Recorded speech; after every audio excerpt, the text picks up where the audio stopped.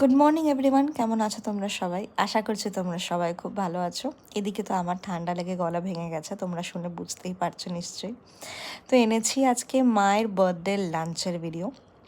রান্নাগুলো মাই করেছে, যদিও মায়ের বার্থডেতে, কারণ মা ছাড়া আর সবাইকে খাওয়ানোর মতো রান্না করার কেউ নেই। আর তারপরে আমি তোমাদেরকে মেনুটা বলে দিই। আজকে ফার্স্টেই ছিল প্রথমে ভেজ ডাল, মানে মুগ ডাল, তার সাথে বেগুন ভাজা। অসাধারণ লাগে শীতকালে এই কম্বিনেশনটা। তারপরে ছিল ফুলকপির রোস্ট, এটাও একটা শীতকালের স্পেশাল ডিশ যেটা মা করে। ফুলকপির রোস্টটা খেতে অসাধারণ হয়, চারমগজ, কাজু বাটা সব দিয়ে করে এটা।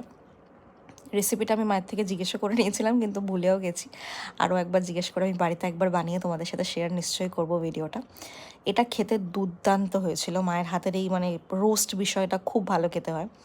তারপরে ছিল চিকেন কষা।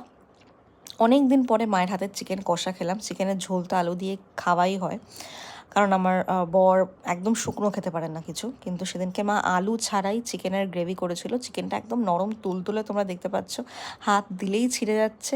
আর গ্রেভিটা তো একদম অসাধারণ খেতে হয়েছিল, একটু ঝাল ঝাল। আর এই বাসমতি রাইসের সাথে প্রত্যেকটা ডিশই খেতে অসাধারণ লেগেছিল ওই দিনকে। Bye bye.